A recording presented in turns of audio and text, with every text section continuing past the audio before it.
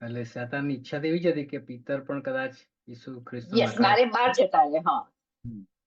અને એને એને એને એટલે ઈસુ ખ્રિસ્તને ખબર હતી કે 3 વાર નકાર કરવાનો છે, એટલે એના માટે જ એના સંદર્ભમાં આઈ થિંક એમણે હી વોઝ ટેલિંગ હા, તારી ફેથ ના જાય એટલા માટે પ્રાર્થના કરી છે, યસ, પણ યસ. તોય તું સવાર તો નકાર કરીશ જ એમ. એટલે આપણે બી આપણા ફેથ માટે હંમેશા પ્રાર્થના કરી કે ઈશ્વર અમારે ગમે તે અમારું થાય, અમારી પરીક્ષા થાય, અમારી પર પરીક્ષણ આવે, મુસીબતો આવે, પણ અમે તારામાં ફેથ ના ગુમાવીએ. That is one of the thing we have એટલે ટુ આપણે ઓલવેઝ આસ્ક. રાઈટ. અને આઈ થિંક જે પેલું છેલ્લે જે પેલું જે સ્વોર્ડ ને બધું કે છે એમાં પછી કે છે કે હવે સ્વર્ણનું બી બહુ એ નથી, થોડું વિચિત્ર છે. બે બસ છે, 2 તલવારો બસ છે એવું કે છે, વધારે એટલે ના લાવ.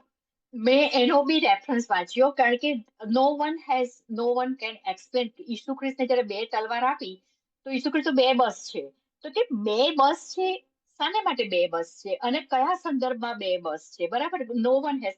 પણ પછી કઈક 13મી સદીમાં કોઈક પોપે એવું એનું તારણ કાઢ્યું કે એક રિલિજિયસ તલવાર છે અને એક સાંપ્રદાયિક તલવાર છે, એટલે ઈશ્વર તમને સેક્યુલર અને રિલિજિયસ 2 તલવાર સાથે મોકલે છે. ના ના યાર, that was a debatable thing. એ જે પોપનું જે debatable, yeah it is still debatable was thing like કે બે. એટલે રાજ્ય કરવા માટે ઇંગ્લેન્ડના રાજ્ય કે કોઈના રાજા માટે હા, he announced a decree, જેમ ફતવા કે છે ને પેલા યસ. મુસલમાન લોકો, એવો એને ફતવો હા, બહાર પાડેલો આ રીતે, હા, એટલે misuse of the power using this verse. યા એટલે એમ ટુ કંઈક સ્વોર્ડ્સ. એવું કરવું સ્પોર્ટ, પણ આપણે એટલે આમાં એટલે મારી દ્રષ્ટિએ એવું લાગે ભાઈ યા જસ્ટ લીવ અલોન ધેટ વર્સ, તમે કારણ તમારો કે આપણે ઈશ્વર શા માટે બે તલવાર લેવાની કે છે અને કે છે that is enough. It is hard two ના પણ અન્ડરસ્ટેન્ડ. સંદીપને મારી ખબર હોય દ્રષ્ટિએ તો સંદીપભાઈ કે. એટલે 2 એટલે એવું નહીં, તલવાર એટલે કે ભાઈ અમ, એટલે એમ નથી કેતો કે 2 તલવાર લાવે, તો પેલા લોકો લઈને આવે છે કે 2 તલવાર એમ. એમણે તો એવું કીધું કે છે કે એક બી ચાલી જાય એમ, પણ પછી એટલે મારું એમ કે ખાલી રક્ષણ પોતાનું કરવા માટે અને તમને પોતાની ગુજરાન ચલાવવા માટે થોડુંક તલવાર બી રાખો અને પૈસા રાખો અને શૂઝ ને એવું વ્યવસ્થિત રાખો તો તમને એકદમ તકલીફ ના પડે એમ. કંઈક આપણે ઘણી વાર નથી એટલે સંકટમાં હોય કંઈક, જયારે ઈસુ ખ્રિસ્ત હતા તારે શિષ્યો પર જઈને કશું કે તો બીકોઝ ઓફ ઈસુ ખ્રિસ્તનું પેલું જે નામ હતું, રાઈટ, એટલે શિષ્યો વિલ બી વેલકમ. હવે ઈસુ ખ્રિસ્તનું નામ એમને ખબર છે કે હું જતો રહીશ, I be dead, મતલબ till I rise, there will be a problem. બધા કે આ તો હતા ને પછી મરી ગયા અને that's it, end of the story. એટલે during that few days they need to protect themselves. they I need to think. protect themselves. Yes. Sandeep. એ તો આમાં કઈ લખેલું નથી, એટલે આ તો કેવું કે આપણે હંમેશા જે કહીએ છીએ કે ભાઈ બટન છે એની આજુબાજુ તમે સ્વેટર પૂરી નાખો, એના જેવો કિસ્સો છે. જ્યાં સુધી આપણને ખબર નથી, એ વ્યવસ્થિત ડિટેલમાં નથી, એટલે આપણે કોઈનું બી અનુમાન હોઈ શકે, એટલે તમે જેનું અનુમાન માનવું હોય એનું માની શકો છો. એટલે આમાં મેં તુક્કો કહી શકો, એટલે હવે તુક્કો ના કહે પણ બહુ વેલિડ રીઝન એ કહી શકાય કે અહીંયા પ્રભુ ઈસુ ખ્રિસ્તને ખબર છે કે એમને વધસ્તંભે જડવામાં આવશે, પણ પ્રભુ ઈસુ is not going as a common man, કે ભાઈ એક માણસ, સામાન્ય માણસ તરીકે નથી. પ્રભુ ઈસુ મસીહા છે, ધ કિંગ ઓફ જ્યુસ.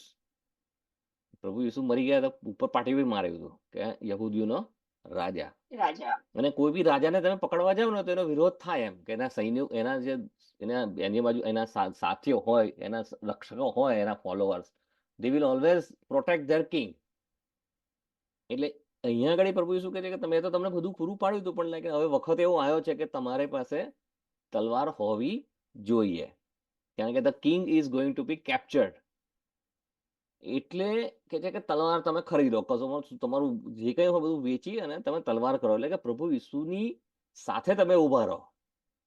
એટલે એને એમાં એટલા માટે જઈને પછી શું કહે છે, એટલે પેલા લોકો 2 તલવાર કઈ ખોડી લાવે છે, અમારી પાસે 2 છે, તો પ્રભુ શું કહે છે 2 બરાબર છે, કારણ કે it is symbolic gesture.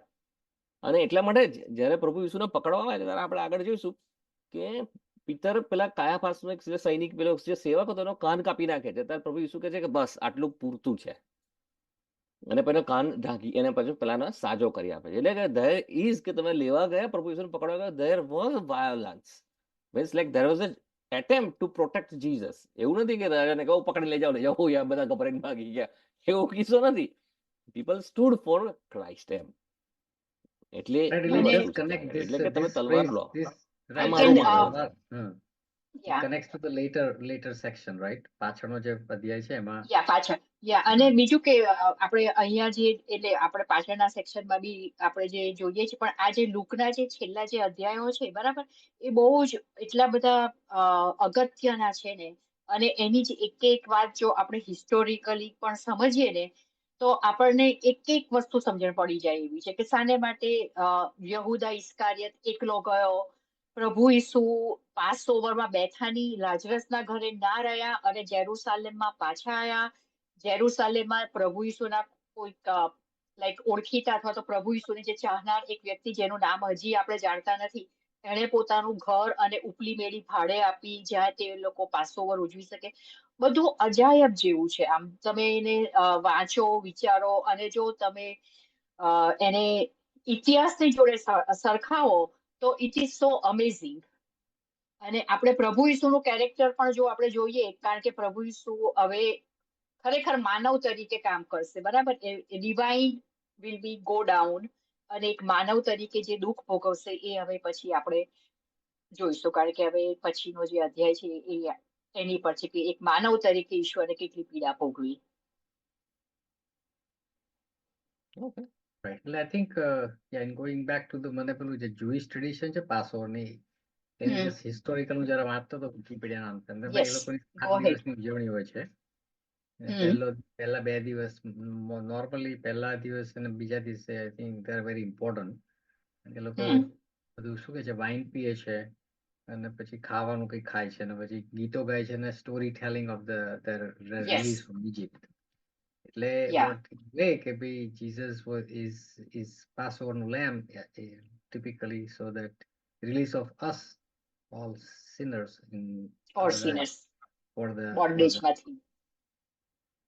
for that because એટલે આપણાની રીતે એમાંથી છોડાવવા માટે he become the lamb or the બલિદાન મેં આપ્યું આપણા બધા માટે and that's very very like thought provoking and આમ જોવા જઈએ તો પેલો નવો રિલિજન કહો કે જે બી નવો તહેવાર આઈ થિંક જેમ સંદીપે કીધું નવો તહેવાર it and then we all as a communion I think we should think that as a Passover with Jesus's touch it may be more meaningful than just because it is kind of like to me the reason for the whole thing is that he's here and his blood has washed off our sins if we believe in him. So that to me is very important. The Jewish tradition in a way it is continued with the Lord Jesus came and modified. પછી તે કીધું એમ આપણે બધાએ modify કરી નાખી. અમે lamb of God કહી શકાય ને પ્રભુ ઈસુ ખ્રિસ્ત જે છે લેમ્બ ઓફ ગોડ કીધું પેલી હલવાન દેવનું હલવાન એટલા માટે કીધું કે મૂસાના વખતે બી હલવાનું રક્ત શાક પર લગાડ્યું હતું એવી રીતે પ્રભુ ઈસુ ખ્રિસ્તે પોતાનું રક્ત વધસ્તંભ પરથી વેવડાયું.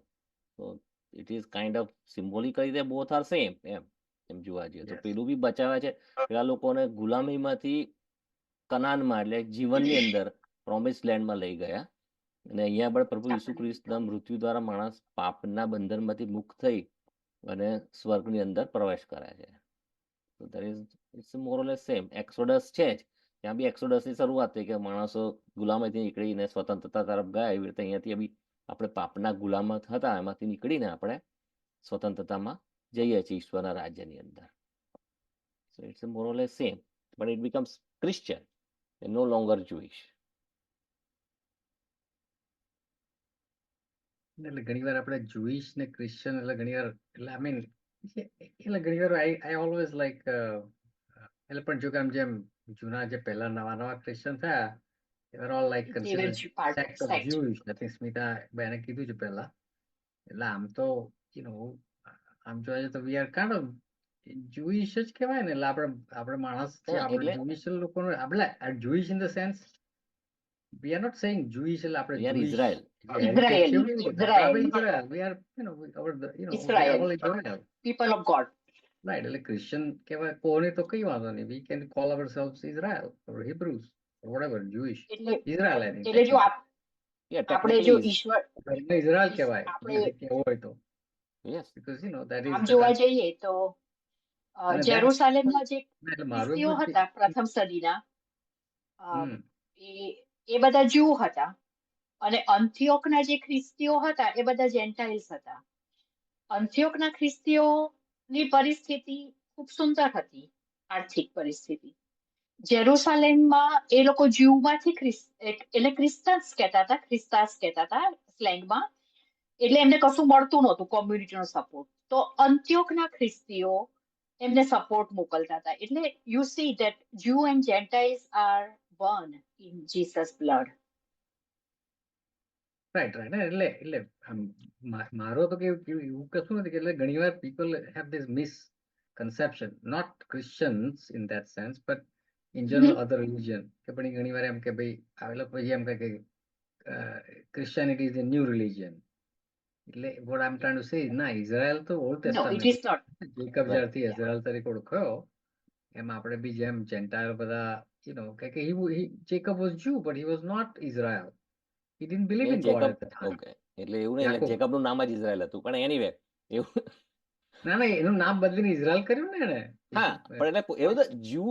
ઓકે, પણ એટલે જ્યુડ આપણને ખબર છે હિસ્ટ્રી ઇઝરાયલની, કે બે ઇઝરાયલ પહેલા જે હતું, જે ઈશ્વરે જે પ્રોમિસ લેન્ડ આપ્યું ઇઝરાયલ આખું, એના બે ભાગ થઈ ગયા. નોર્ધન પાર્ટ ને ઇઝરાયલ કહેવામાં આવ્યો, નીચેનો પાર્ટ સધર્ન ઇઝરાયલ જે હતું એને જુડા કહેવામાં આવ્યું. અને ઉપર 10 ટ્રાઇબ રહી ગયા, નીચે 2 જ ટ્રાઇબ રહી ગઈ, એવું થયું. એટલે પછી અને પેલી 10 ટ્રાઇબ તો ખોવાઈ જ ગઈ ટેકનિકલી. હવે એ તો ખબર, એટલે જુડા જ બચ્યું, બાકીનું બધું તો મિક્સ એન્ડ મેચમાં બધું જુડા પતી ગયું. એકલું જ બચ્યું. યા, એટલે જુડા એટલું જ જેમાંથી બચ્યું પ્રભુ છે. ઈસુ પણ આપણે જુડા. ધર્મની વાત કરીએ તો ખ્રિસ્તી લોકો પોતાને એવું કહી શકે છે ધર્મ જ, એટલે જ્યુડાઇઝમ તમે ધર્મ ગણો તો, અને એને કોઈ ડીએનએ સાથે ના કનેક્ટ કરો તો Christianity is nothing but extension of Judaism, કે એ જુડાઇઝમનું એક આગળ વધેલું છે. અથવા તમે કહો સાચું જુડાઇઝમ કોણ, તો ક્રિશ્ચિયાનિટી છે, because we believe in Christ. તો ધ ટ્રુ જુડાઇઝમ કોણ, તો દેટ ઇઝ ક્રિશ્ચિયાનિટી.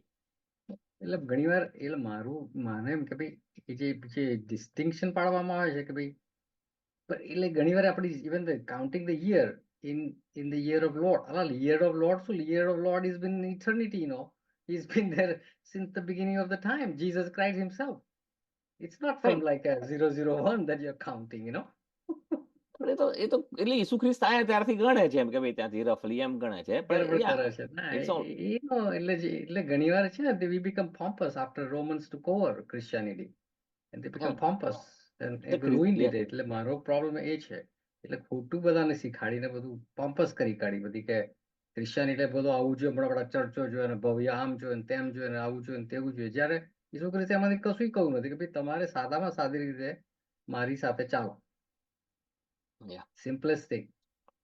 એટલે ખ્રિસ્તી ધર્મ આમ જોવા છે ને તો બહુ અઘરો ધર્મ છે. અને હમણાં એટલે આની પર તો હું જો કે કેટલા ઘણા વખત like it's like I am thinking on it, like કે ખ્રિસ્તી હવે ધર્મ જે રહ્યો છે ને it is more like formula છે.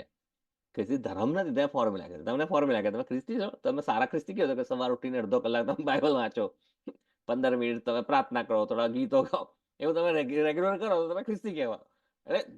એટલે રિચ્યુઅલિસ્ટિકમાં ઘૂસી ગયા છે. પણ પ્રભુ અને પછી એવું કહે છે oh Christianity is not a religion, it is a relationship. રિલેશનશિપની અંદર એવી ફોર્મ્યુલા ના આવે કે તમે આ કરો, તમે આવું અને તમે ઈશ્વર આમ કરશે. એટલે there is a total mismatch. એટલે એવું મને ઘણી વાર લાગે છે ક્રિશ્ચિયાનિટીમાં જે બી લોકો લીડરશિપમાં છે ને, they are like kind of I don't know where they are, like એ લોકો તો એવું કે અમને તો પ્રભુ આત્મામાં કહે છે ને અમને તો બધા કહેતા હોય. એટલે આને જો આપણે ઘણી વાર આની આપણે વિડીયો પર વચ્ચે મેં ઘણી વાર કે અને હમણાં આજે વાત કરીએ કે ભાઈ પતવા આવ્યું છે કે પીટરની વાત લેસ ધેન 1 મિનિટ છે તો બંધ થઈ જશે હમણાં જ. Okay, so we will conclude it for here, અને પછી ફોન પર વાત કરવી હોય તો કરીશું. Okay, bye. આને બંધ કરી દઈએ.